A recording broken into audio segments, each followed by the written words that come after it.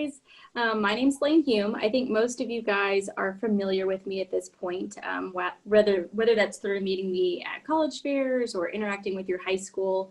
But I'm the regional admissions counselor for Westminster College. I am super happy to be able to do this event with you guys today. For those of you guys who watched our discussion earlier this morning, you guys are already familiar with our speaker. But I want to give you guys a little bit of background about the symposium and what that means to Westminster before we jump into the questions. So the symposium is something that we've been doing for years now, and it's something that really meant a lot to me as a student. So I started a program last year where I'm actually including high school students in the process. This year things look a little different because we've had to go virtual, but luckily Dr. Green was really open to the idea of doing an extra session just dedicated to our high school students, which is you guys. So we're bringing it to you virtually. I have lots of really great questions to ask, to discuss during this hour.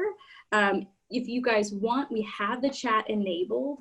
So you can ask extra questions in there, but I can't promise that we'll get to them because we do have a pretty good load of questions here already. So the symposium is something that we're really passionate about at Westminster. We like having educational experiences outside of the traditional classroom. So this is just kind of a small taste of what Westminster is about, both socially, academically, and globally. So kind of without any further ado, I just want to sort of hop into the questions so that we can use our time wisely and, get to talk about what you guys are interested about. So our first question, what I'm going to do, guys, is I'm going to ask the question, but I'm also going to give a shout out to the student that submitted the question as well. So our first question comes from Jacob Blackman at St. Catherine's Montessori, which is down in Houston, Texas. And I really like this question.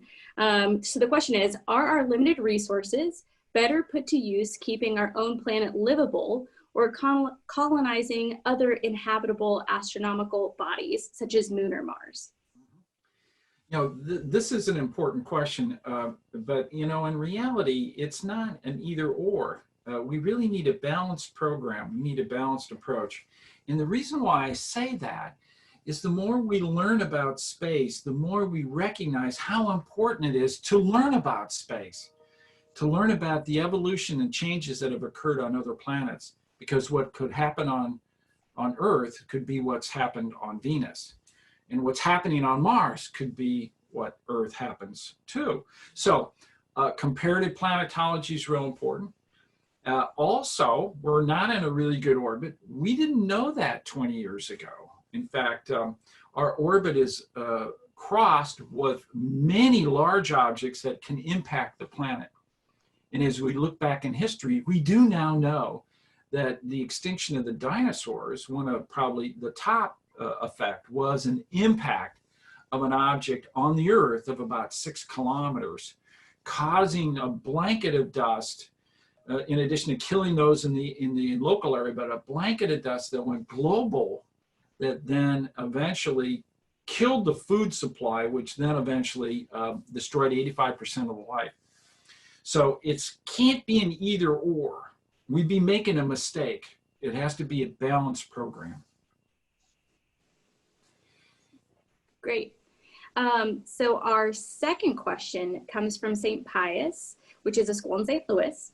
It's from Trace Jones.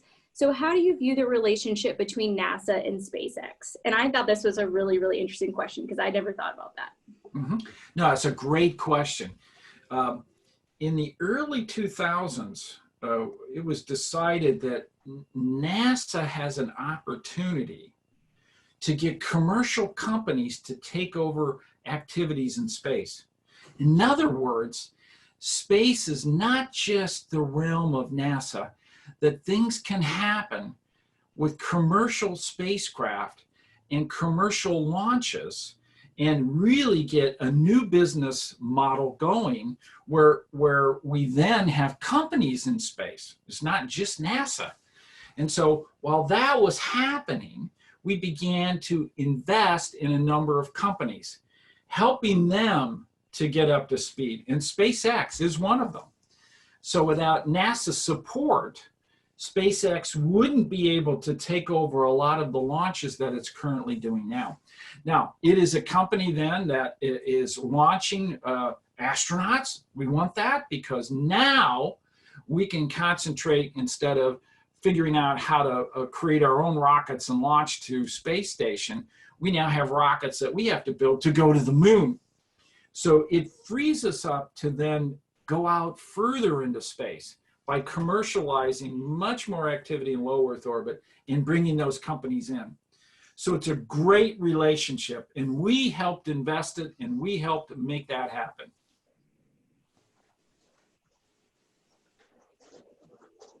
Cool. Yeah, I think that's a really, really interesting thing. And I think seeing where it goes in the future is going to be even more interesting. Do you think, and I think this is kind of a follow-up that somebody else had just put into the chat, do you see other collaborations happening in the future, or, you know, where it becomes like a really large thing between different organizations and not just SpaceX and NASA? Yeah, so there are several other companies that have also come on, like Blue Origin. We anticipate that these companies are going to want to go to space station and allow certain industries that they take to space station to perform a variety of experiments. And that's what we want too. So by commercializing more activity, then those benefits that we know are there, that only space can provide, ends up coming back into our economy. So let me give you an example. The National Institute of Health is really excited to work with NASA because we have found that the longer we're in space, our immune system gets compromised, okay?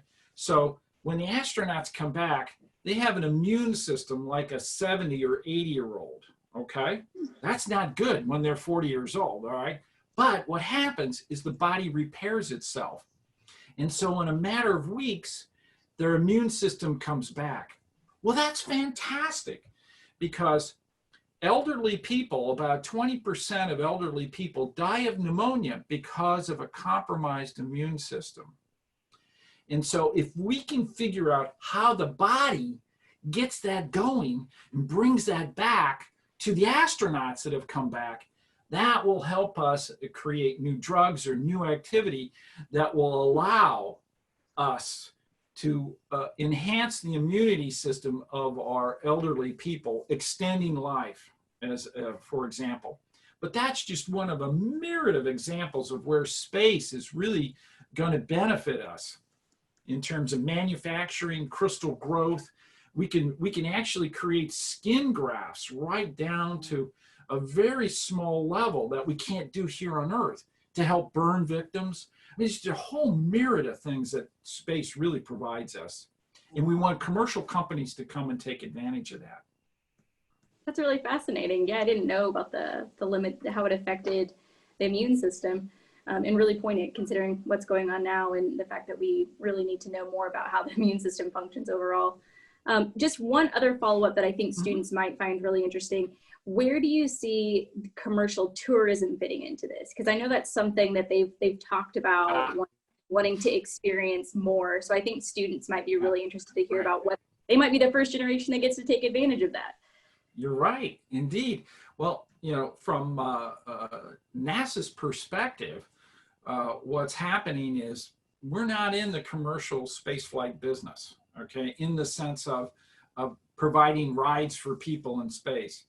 But because we have helped jumpstart several of these companies like SpaceX or Blue Origin and Virgin Galactic, they want to indeed provide opportunities for people of all cultures and all walks of life to be able to ride into space. Why not? That's fantastic. You know, that actually is one of the business models for many of these companies. They see that these kind of trips will be beneficial. And I hope that happens. I hope that happens. And the reason for it is what will happen next will be a complete change in transportation systems. 90 minutes it takes for a spacecraft in orbit to go around the world. Imagine a launch where people then can go around an orbit and in 90 minutes or in a couple hours actually land Arkansas, in right? Japan. We never saw weather like this. We never saw pollution like this. You're not going to see this in rural Missouri. So of course, people are going to have a different opinion. Very valid opinion. I think we got. Hey, yeah, Jeremy, I think we have some type of pod. So that's where we come to. We have two major problems. There we go. Okay. Sorry. Yeah, I didn't realize. So you're saying it could be something like a day trip for someone. Yeah. Or half a day. A half a day, you know, for enjoyment, but then it might bleed into an overall new scenario for transportation around the world. I mean, when I go to Australia, it's 24 hours to 30 hours to get there. Well, I'd like to be able to do that in 2 hours. That'd be super. Well, why not? The only way to do it is go into orbit. It's the only way to do it. That's fascinating. Yeah, that's another really interesting area of advancement that I had no idea even existed. So our third question is from Annie at St. Pius. Mm-hmm. So what do you think has been the biggest advancement in astronomy in the modern era? This is probably a tough question to answer. Okay.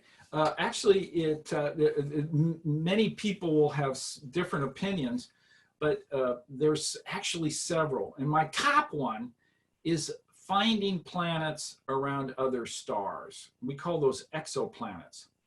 That began in the 90s, okay? So we started finding these planets. The astronomers believed they were there. Planetary scientists believed they were there, but the ability to find them was out of our reach technically.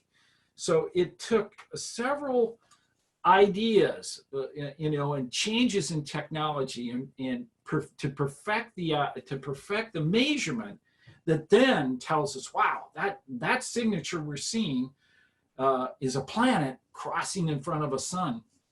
And so that one technology has just allowed us to then create missions to go into space and observe a large number of stars, see a large number of planets, and then recognize, okay, there are more planets orbiting stars than there are stars in our galaxy. Well, we now can start finding them, and that's what we're doing. So to me, that is the top big discovery in astronomy. Fascinating. So our next question is from Brooke, also at St. Pius. So do you think your work has contributed to the establishment of Space Force? So what is Space Force? Well, it turns out the Department of Defense has had a number of activities going on that are extremely important, but they're in different areas. For instance, they look at objects that are orbiting space. Sometimes they're derelict spacecraft, sometimes when collisions of spacecraft occur, leaving debris, making it hazardous for brand new spacecraft to get into orbit. So we have to monitor that debris. Well, NASA doesn't do that. And so it was decided what we needed is to be able to pull our resources together in the government that did these kind of things that NASA doesn't do, that need to be done, and they call that the Space Force. So indeed, that's a group now that's been well established. Fascinating, yeah. I think, whenever it sort of took people by surprise when Space Force was introduced, and I think there's lots of confusion from the general public as to like what the purpose is. So that was really informative. So we just had a question in the Q&A box that I'm going to ask just because I think it's really interesting and gets more to about you and not just the sciences that we're discussing. So this question is, as a long-term employee at NASA, this student wants to know more about your experience at NASA specifically. So what is it like working there? What should students expect if they end up working for NASA in the future? Okay, so let me mention, I have had the privilege to work for NASA now for 40 years, and it has just been tremendously exciting. I look forward to go to work. Every day I learn new and fascinating things.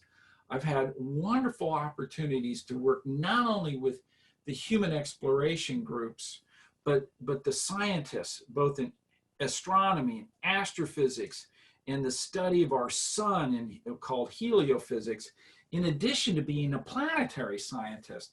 And these experiences have given me a perspective of how the entire field of space science has changed over the last several decades enormously in many, many ways. So I learn new things every day, and I appreciate what NASA does. I see what I would call miracles that occur as they build new machines to make new measurements, and then execute those and get new results from those. So it's just been tremendously exciting. Now, how one can start the process of thinking about working for NASA is start by applying to some of the internships. There's summer programs at every one of the centers. There's yearly programs. And so you can do that by going to nasa.gov, and in the search area, look for internships. You also need to know that NASA has 10 centers. JPL is at Pasadena. Marshall Space Flight Center is in Huntsville, Alabama. Goddard Space Flight Center is in Maryland. So they're all over the place. You might be able to find one in your local area that you can then apply for a summer internship, and if selected, go and work there. Now, the timing is important. Let me tell you, give yourself a Christmas gift. Log on at Christmas time when you're home to the NASA website and look for these internships and apply, because by the end of January, they're all taken. All right. So if you decide you want to work at NASA and you start in March, it's over. It's been over for a couple months. So log on, figure out what you want, and apply early. Yeah, I think that's great advice. You know, as somebody who works with students who are trying to figure out where they want to go to school and what they want to do, the most important thing you can do is have experiences, and hands-on experiences are going to be the first thing to teach you whether or not you think you're on the right path or not. Right. I tell people all the time, it's hard to know what you want to do, but it's easy to find out what you don't want to do. Correct. It'll be your gravity assist. I can tell you that. The next question we have is a really good, I think, piece to where we're already at. This is from Caleb Smith at St. Pius. So who or what inspired you to become chief scientist of NASA? Okay. So I didn't start out to decide I wanted to be chief scientist. I just wanted to do science in these exciting areas of planetary science. I did a lot of work around the Earth and the Earth's magnetosphere, and the sun and the solar wind, and how they interact in aurora, and then also at Jupiter. I've worked on Mars. I've even been involved in Pluto. So as a planetary scientist, you know, these are the kind of things that really excite me. I was asked 2 years ago to be the chief scientist, which was really a great honor. And I view that because of my large background at NASA and the fact that I've had many different experiences and can really appreciate what's going on in different disciplines. And in fact, even doing some scientific research in those areas. But to really understand my background, let me point you to my podcast. It's called Gravity Assist. You can get it on iTunes and in your local podcast provider. And I have my own gravity assist that I talk about, the people that influenced me, and they were high school teachers and college professors, you know, and then working at NASA. Each and every one of those experiences was really, you know, accelerated me onward to be the scientist I am today. Fantastic. Yeah, I think I know this generation probably likes podcasts as much as I do. So, and generally we've got a little extra time usually to spend at home. So hopefully students take advantage of listening to it. Absolutely. This next question, again, I think is in this sort of the same vein, but from a different perspective. So Jackson at St. Pius wants to talk about, have you had any failures? And if so, what were they and why? And what did you learn from them? Yeah, yeah. So indeed, we all have failures. Sometimes you'll learn more from your failures than you do otherwise. I was head of planetary science for 12 years before I became the NASA chief scientist. And therefore, I had all the major missions going on, from Cassini at Saturn to Messenger at Mars and Pluto and all the Mars orbiters, and all those were in my organization. And as we were building these satellites to go to the next activity, one of the setbacks I had was, as we were building Curiosity, we ran into a problem that we couldn't get fixed. Okay, it required a miracle that we didn't have. Okay, now Curiosity has like 10 miracles, and we got them all except for that one that we were having trouble with. And it turns out, you might even think it's simple. The problem was how we could get gears that move the orbiter and the turret and everything to operate for a long period of time in really cold temperatures. All right. And so that requires certain lubricants. Okay. And we couldn't crack it, and we missed the launch window, the first launch window of Curiosity. Instead of going in 2011, it was supposed to launch in 2009. So that failure really caused me to be much more careful about how we assign responsibilities, watch how technology can help us, and where we're expecting that technology to work and where it can't work as fast as we'd like for it to. And so consequently, instead of having 10 miracles per mission, I want only one miracle per mission. And then we can make them successful. So I learned a lot from that. Now, unfortunately, that cost additional money because we were still working on it past this launch window. Now, to mention what a launch window is, to go in the solar system, there are certain times when you leave our planet, and as you fly using Kepler's laws to get to a place, you have to go at certain times, and those are called launch windows. So if you miss a launch window at Mars, you have to wait 26 months until the planets line up again just in the right way for us to launch. Yeah, that's a big delay. It's a big delay. Cost a lot of money too. Yeah, I can believe that. So our next question is from Elizabeth at North Little Rock High School. So how much of your work depends upon international relations? Should we as humans be focused on our future as a collective humanity rather than outcomes of individual nations? Yes, indeed. This is an important step forward that we take, and NASA's been taking for several decades, and that is engage our international partners. We have some tremendous relationships with all the space agencies that NASA is allowed to operate and connect with. And so one of our best partners is like the European Space Agency. Now, with them, when we went to Saturn, we built the orbiter that orbited Saturn, and they built a probe that connected to us such that we could drop that probe off into the atmosphere of Titan, and it worked perfectly.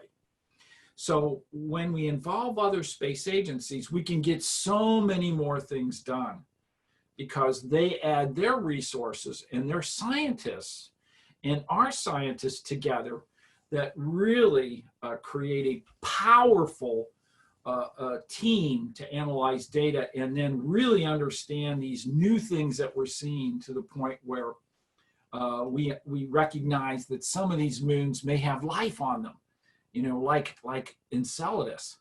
It's got an ice crust ocean where life might exist. Or Titan, another huge planet, bigger than the planet Mercury. It has liquid on its surface, lakes, not of water, but of methane. So it might have life, not like we know it, but very different. So those are the things that we find out when we work together in this international framework.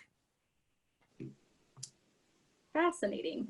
So I actually have a question that I'm going to interject here because I think it's a good place, and I think people will find it interesting, the students and teachers on here.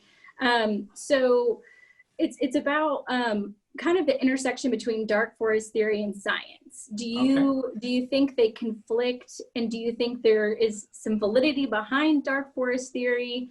And you know, kind of as humanity, again, as a large group of people, you know, what should we do with this information going forward? Okay, now can you explain a little bit behind what you mean by dark forest theory?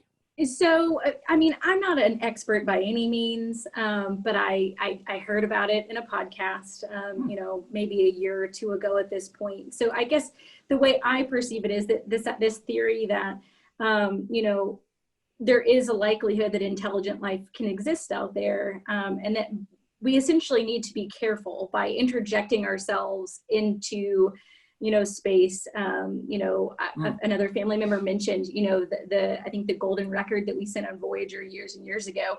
Or can we share too much information? Because the idea is that, you know, maybe there are already people out there avoiding us, or maybe we should do our best actually to avoid other intelligent life. So we're looking in earnest, but maybe we shouldn't be, or we should be careful how we do it. Yes, okay, I understand completely. In fact, Stephen Hawking did mention prior to his death that he was a little concerned that maybe we were leaning too far forward in really trying to find intelligent life beyond Earth. Well, that's a really important discussion to have. It's a really important debate on whether we should work hard in finding life on another planet that's complex and technologically advanced. And right now, I don't see any downsides to that. And the reason why is the distances are huge in the sense of how we will communicate is by light. Light travels the fastest. If it will take years and years and years and years to even send signals.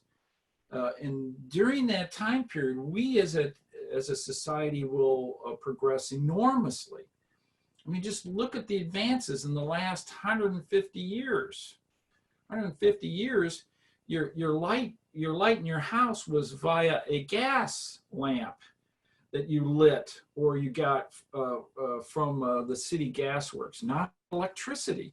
You know, and we went then to telegraphs, and then telephones, and computers, and cars, and the huge advances just in 150 years. Another 150 years, it will be an enormous change in our technology.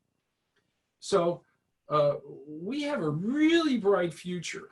And distances are so huge to be able to find and then communicate with another civilization. I just don't see that that's a downside. You know, I don't think there's a threat out there other than the physical threats of, you know, the evolution of our own planet and the evolution of our species in a changing climate, in a changing planet, and the near Earth objects as a threat. And then our ability then to go from one planet to another, like perhaps colonizing Mars in the next 50 to 100 years. Yeah. As a follow-up question, and because you mentioned it earlier during your initial session this morning, I'm really interested in the relationship between society and culture actually kind of informing science. So there's lots of, you know, discussion about, well, is the reason we have iPhones and stuff because of Star Trek. Did Star Trek as a creative process that was really focused on a TV show actually create some of the science we have now? So science isn't just limited to, you know, laboratory sciences, but also, you know, creative minds coming up with things that they just think are interesting. Okay, so this is where we all should be cognizant about we as humans and our interests are diverse, and that diversity should be embraced. It brings in new ideas and new concepts. The ability for artists to participate, for different types of designers that design, you know, ergonomic things in kitchens, or engineers that move water that, you know, that then can be portable. Those kind of things are needed in space and to help us support us going to planets. Give you a perfect example. I was the main consultant on the movie The Martian. And indeed, I had an opportunity to bring the design staff to the Johnson Space Center, where we actually had mock-ups of human habitats that we were building that would eventually go to Mars. And we were doing a variety of research. And one of the design people, who's just an unbelievable designer, his name is Art Max, designed the sets for, you know, Gladiator and all kinds of movies that Ridley Scott was doing before he did The Martian. We were in the habitat, and he was saying, well, what about this? What about that? Where do you go to get this? Where do you go to get that? What is it going to look like? And I said, Art, we haven't figured it out. Help us, you know, figure out what it should look like. And I can only give you some ideas. I can't do the designs you can do. And so when you look at The Martian, the look and the feel and the number of things that he invented that we hadn't even thought of yet was spectacular. That art, and not only by name, but the concept of art and design is really important. Science fiction, the concept of thinking ahead. If you don't spend time thinking about your future, you will not have that future, all right? You have to be able to envision where you're going, what it will look like, and what capabilities you need to be developed along the way. Those things are so exciting to read about and think and assimilate. They're part of our culture. They're part of our diversity. They're part, from a NASA perspective, to be inclusive, to bring that in. We welcome that.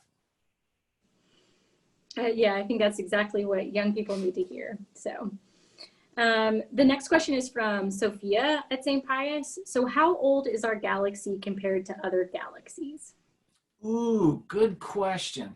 So the universe is believed to be about 13.6 billion years old, and stars were created first, when then collections of stars began to gravitationally interact, creating galaxies. And so I'm not quite sure when our galaxy came along, but our galaxy is probably at least 8 billion years old or so. Now, our solar system, when did we get together? Well, we came together only about 4.6 billion years old, okay?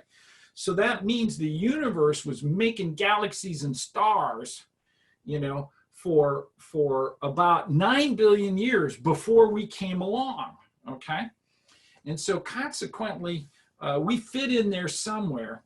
And of course, we have billions of stars. And we now know that these stars are also creating planets around them. The physics that creates the star is also working out around the star, creating objects that we call planets, and moons too, for that matter. So that's kind of the time scale, all right? Interesting. So this next question is from Jacob at St. Pius. So how do you think the work that you've done has directly impacted the future? Ooh, good question. So what happens as a scientist as you study, you bring in your knowledge and you take approaches and you tackle things by looking at data that we've never had before, you discover things. It becomes a eureka moment. You recognize, I am the first person on the face of this earth that knows this, all right? And I have had a number of eureka moments in my scientific career. All scientists do. This is what drives them to be the scientist, to continue to do scientific research. It's the rush you get from making fundamental discoveries and then applying that knowledge. For us to make major advances in the field, even Einstein said he stood on the shoulder of giants. He used things that scientists like Laplace and Lorentz had thought of decades before. And he was putting that information together to create a new line of thinking, a new series of physics, called relativity. And so what we do, we have, sometimes no real understanding of how that will affect the future. But it does affect the future because it's a part of a larger puzzle of understanding. And that's what's really exciting. For me, one of the first things I looked at was radio emissions coming from aurora. You can't find them on Earth, but when you're in space, the aurora blares at you in radio signals. And so that knowledge was used to find radio signals around the other planets, which tell us they have a magnetic field and they have aurora. And so those things then we build on as we go out in our solar system, but even finding those things around other planets, around other stars. Yeah, I think that the idea of cumulative knowledge in humanity is pretty fascinating, because all the stuff we've achieved, but if you took away the cumulative knowledge, we'd be back to zero pretty quickly, I think. Yeah, absolutely. Let's not do that. Yeah, no. So this next question is from Elizabeth at North Rock High School as well. So this, I think, is a really good follow-up question to what we were just talking about. So what has been the most unexpected discovery during your time working and learning in this field? Oh, all kinds of things. All kinds. I just tell you the recent one. Okay, the recent one. We know how the Earth and the Moon came together. It started very early on as the proto-Earth was coming together, and then another Earth-like object was coming together, and they collided. And the end result was a bigger object we call the Earth, and a smaller object we call the Moon. Now, we did not know at the time much about the Moon, but we now realize by bringing rocks back from the Apollo and looking at them over several decades, that the Moon was a little bit like the Earth, which was very unexpected. It had a magnetosphere. It generated its own magnetic field, just like the Earth does today. The Earth has done that since it was created. Those magnetic fields combine. And so the atmosphere of the Earth was moving towards the Moon. And it may have even snowed in the north and south poles of the Moon. We're now realizing that could have happened early on. This is really exciting because our space program, Artemis, in this next decade is planning to go to the South Pole and go into these craters, which may hold an understanding of the ancient atmosphere of the Earth that came to us through these magnetic fields. It's frozen out and it's in these craters. And so by going there and teasing them out, we'll understand what was happening at the Earth 4.6 billion years ago. So it's really pretty exciting. Yeah, that would be kind of mind-blowing. Our next question is from Jacob at St. Catherine's. Do you think it is likely that humans will ever be able to colonize systems beyond our solar system? Ooh, good question. So I would say yes. And the start of that, of course, is for us to go to Mars, for us to be able to develop a capability where we can live on that planet, live and work on that planet. What will happen is we will change the planet's environment. That process is called terraforming. You know, humans are terraforming the heck out of the Earth right now. So we're doing this. We would do the same thing at Mars. Now, where would we go next? Well, what will happen in that length of time as we concentrate on developing Mars to be a place where we can live and work, there'll be huge advances in many areas, such as propulsion. We're finding that our closest star actually has several planets. Wow. Are they habitable, or could we inhabit them? We don't know. We need to know more about them. And so that might be the next jump that we make, is to find a way to go to those planets. The first way to do that is through our robotic spacecraft. When we start a process of sending spacecraft to planets around other stars, then the natural thing will be that we will follow them. Once we gain the knowledge of what's there, what it's like, and whether we would be able to survive in that environment. So that's kind of the process, and it will take a while, but I think that is indeed possible. I will not rule that out. That would be my follow-up question, and probably hard to answer, is, you know, what would the timeline on something like that look like? You know, if you were just going to kind of guesstimate here. Well, I think in 100 years, we'll have colonies on Mars. In 1,000 years, we may have targeted another planet in another solar system and may well be on our way. And that's unbelievable. Yeah, I mean, that really is unbelievable to think that, you know, even to compare what we were doing 100 years ago in our past now, you know, to where we are currently, it's really, really fascinating. Yeah, why not? So this next question is from Toby at St. Pius. So which mission was your favorite and why? Yeah, great question. Okay, so actually, you know, when I was head of planetary science, and I talked about each of the planets and what we were doing and the missions that we were discovering, I would be asked a similar question: what would be my favorite planet? And my answer was, at that time, I love all my children equally. Okay, that means I loved all the planets because of their diversity and what they brought to our understanding of how the solar system was put together, and why there are rocky planets close to the sun, gas planets further from the sun, and icy worlds like Pluto and the Kuiper Belt beyond the gas planets. Okay, 3 major regions of our solar system. In my lifetime, there was only 2 regions: inner planets, outer planets. Now we have the ice planets. Those are Pluto and the Kuiper Belt.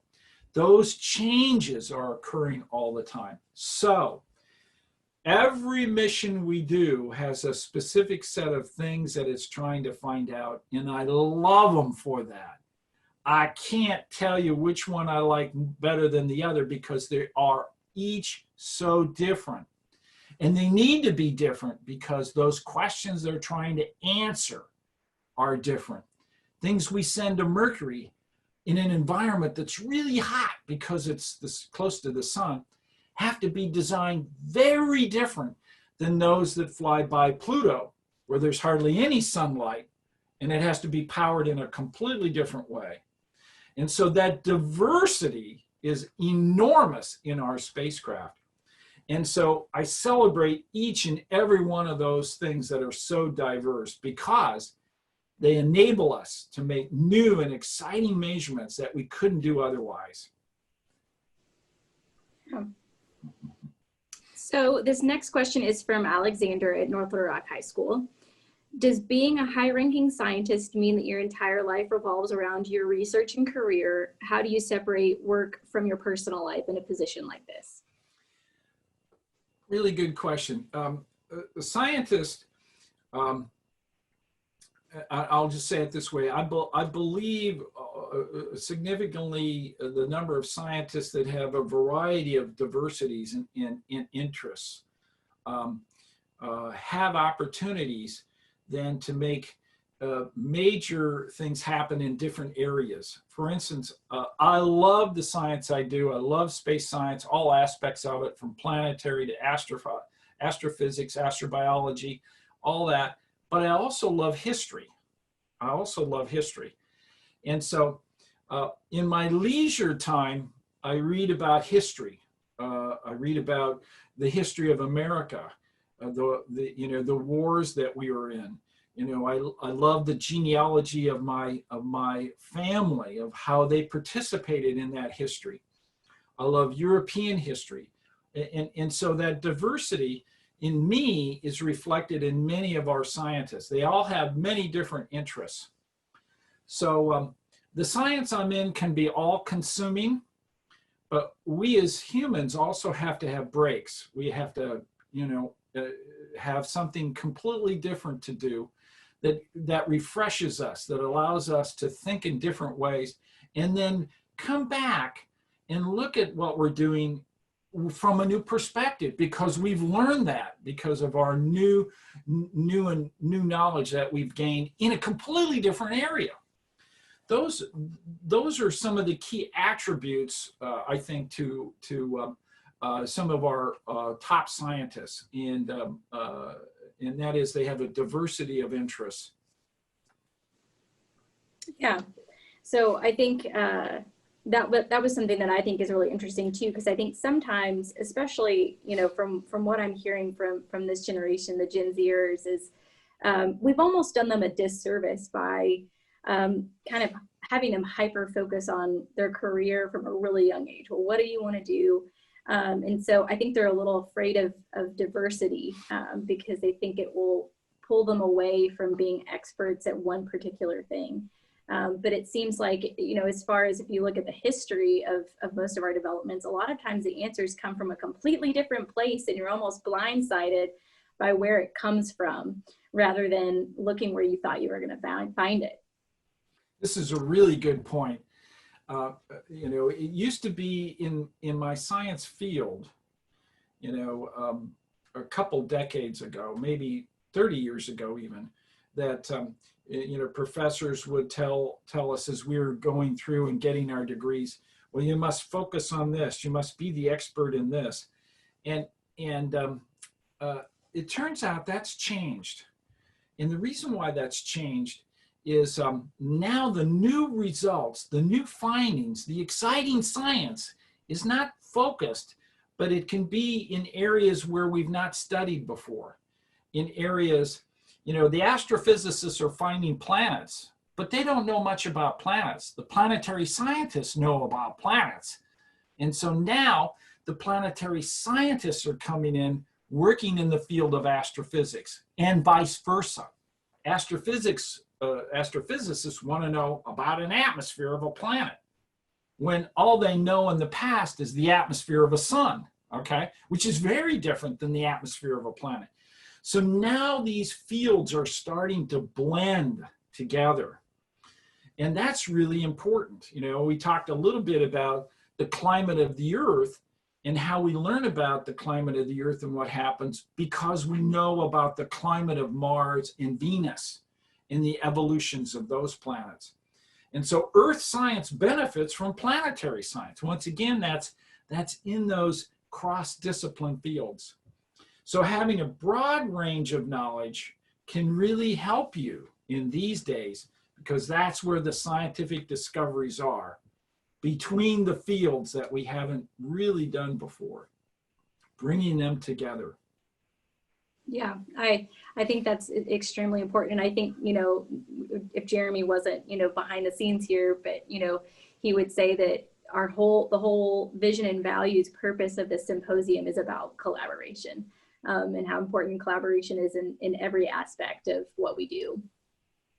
So I've gotten another really good question in the Q&A that is, and excuse me, because I don't know what SLS is, but how does the SLS system differ from the space shuttle system? Will this SLS system be used to send humans to Mars and beyond? Yes. The SLS is a rocket that we're building. Now, it looks like the Saturn rocket that took the Apollo capsule with 3 astronauts in it to the moon that we did in the late 60s, early 70s. And that's very different than the shuttle, which is designed to go to low Earth orbit and interact with the space station and then return to Earth with a cargo or even deliver cargo into space. So the SLS is this long rocket, and we've got to build it that way to allow us to get to the moon and then on to Mars. So this is a really important rocket that NASA's building. It gives us the capability to go to places and take astronauts to beyond low Earth orbit, to the moon, and then onward. And that's why we're building it. Because only NASA can do that at the moment. Some of the companies that we're working with are building all the rockets for low Earth orbit, and they're becoming really good at it and very capable. But to go to places like Mars and bring a significant set of capability and habitats with us will require something like the SLS, and that's what we're building now. Okay. Interesting. This is a question that kind of comes from a couple different directions. But do you, when we watch movies that talk about, kind of the original NASA projects and things, when we finally went to the moon, there was this really kind of romanticized quality of it, during, the Cold War, it was this constant, okay, what can we do to be bigger and better? And I think over the decades, that has kind of, I don't want to say weakened, because the science has continued, but the perspective of how society views NASA has changed. What do you think has caused that? Do you see that ever becoming a thing again, where it's, a really kind of romanticized process by the general public? Because I don't think it's quite as engaging for the average person as maybe it was back in, let's say, the 60s. Well, I think NASA's doing a fabulous job pushing the envelopes of bringing knowledge back to Earth about our environment here on Earth, about beyond our Earth, around the sun, around other planets. And that knowledge that we're bringing back is extremely important. We try to make that as available as possible. We have seminars, we post material, many popular writers from many different magazines, Scientific American or Astronomy or Discover magazines talk about what we do all the time, and we really love that. I'm hoping that anyone and everyone that wants to be interested in this has a way to get material that tells them what's happening. I think we do the best we can in terms of outreaching, and we need all these other groups to be able to help us. But we truly do remarkable things. There's many things that we do that are absolutely astounding, remarkable in many ways that not everybody appreciates or sees. I've been involved in several missions that hardly anyone knows about that were just unbelievably spectacular. And it's really, the onus is on us to deliver that information and make it available. But we need help in doing that. So that means then those people that want to come to work for NASA are not just scientists. They're not just engineers. They need to be communicators. They need to write well. They need to be able to tell our story. We need those people too. So NASA employs a whole suite of different jobs and capability. I know we think of NASA as just engineers and scientists, but that's not true. We're really only a small part of the overall infrastructure, and we need people of all capabilities in all walks of life. That's the enterprise that we're involved in. That's what makes things happen. So I think things will change in terms of more knowledge about NASA when we step foot on the moon. When the first woman and the next man, or maybe even the next woman, steps foot in a matter of a few years. We're getting ready to do that. And that will be spectacular. Yeah, I think, part of me thinks that technology is wonderful. Obviously, if we didn't have the technology we do now, with the COVID complications we're experiencing, we would be, all in a much darker, less connected world. But part of me almost leans towards the fact that maybe having that technology that sort of encompassed this has also kind of taken the shiny quality off of some of it. So we're so overwhelmed with so much information that it's hard for us to plug into some of that stuff that's really interesting, rather than, back in, 1969, people were all sitting in front of their TVs and watching this really cool experience because it was the one thing to watch right now. And right now we're so inundated with stuff, it's hard to engage with the one thing that everybody's engaging with at the same time. Yeah, there's a lot of truth to that. I'll tell you, you're right. I think this is a really interesting question, and it's probably the last one we'll have time for. So how long does it take to design, build, and prepare a spacecraft to launch into space? And this is from Gracie. All right. Well, it can take quite a while. So let me give you the example of Perseverance. So the concept of Perseverance really started about 8 years ago. In 2012. That's when we really put pen to paper and started mapping out what it needs to do, and then began the process of getting it approved, acquiring the money, and then working with the scientists to bring in the right experiments. And in fact, Perseverance has several international experiments on it, one from Norway, one from France, one from Spain. And so once we got it together, then we had to launch it, and now it's on its way. So as you can see, that's 8 years and it's not there yet. So getting involved in some of these missions can be a significant part of one's career, total career. You're thinking of, working 30, 40 years in the workforce, you have a lot vested in one particular mission. So we're moving towards a new idea of what we call smaller missions.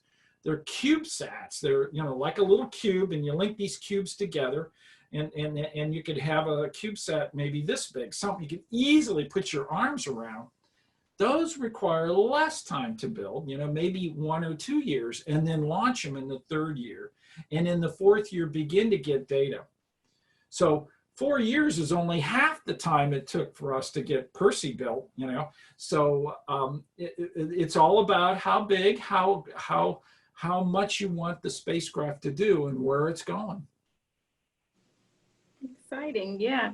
I mean, it's, a little, I think maybe for young people, it's like to look at that can be a little overwhelming and daunting, but it's cool that you're looking into making them, smaller and having the ability to shorten the timeline a little bit. But you always take it one step at a time. Definitely. So we've only got a couple minutes left. So I just kind of want to wrap up with, maybe you just providing just a general piece of advice you offer to young people. We've talked about the internship opportunities. We've talked about the gravity assist earlier this morning. But, what is something else that this generation can kind of do differently? And I think some of them are getting to join us. They're going to, be able to say a thank you as well. Oh, wonderful. Okay, so a couple things that I like to talk about. you got to find your passion. You got to follow it. That was mentioned a little earlier. Jeremy mentioned that, and that is absolutely right. But there's another part to that that's really important that you cannot forget, and that is you've got to have determination. 80% of where I am today is because I was determined to get there, okay? I was determined to make something happen. I was steadfast in an approach, and when that didn't work, I changed direction because I needed to make sure this happens. Hey, gang. So determination is critical. Now, I got in the field I'm in because I was good at math, I was good at science, and I was good at history, okay? And I decided to pursue the science because the math actually helped me. But I was not good at all math, okay? I was horrible in geometry, but I loved algebra, calculus, and differential equations. I didn't let that stop me, all right? I kept moving on, you know? And so that's really critical. Determination will get you where you need to go. You gotta, and the only way you can get that determination is you gotta have the passion for what you want to do. You've got to be able to see your way to being that person and then make it happen. I think that's great advice. You know, don't let those, we're all going to have something we're not good at. We're all going to have those failures. We've talked about it before, but you've got to, you know, you've got to keep those things in the back of your mind and let them inform the rest of, you know, your way forward, but not stop you from going forward. Absolutely. So, well, that's going to wrap up our Q&A session, guys. I want to thank Dr. Green for taking special time out of his day to do this with us. We are eternally grateful at Westminster. For those of you guys that were watching, we are hoping to do, you know, again, something similar with this next year. And if we do bring Dr. Green on campus after, you know, we can kind of go back to things in a normal sense, I'm happy to reach out with you guys to maybe bring you guys to campus as well to participate in person. So feel free to reach out to me. You guys have my contact information. So I hope you guys have a wonderful rest of your day, and hope to chat soon. Thank you so much. I just love to answer your questions. Really great questions. Thank you. Bye, guys.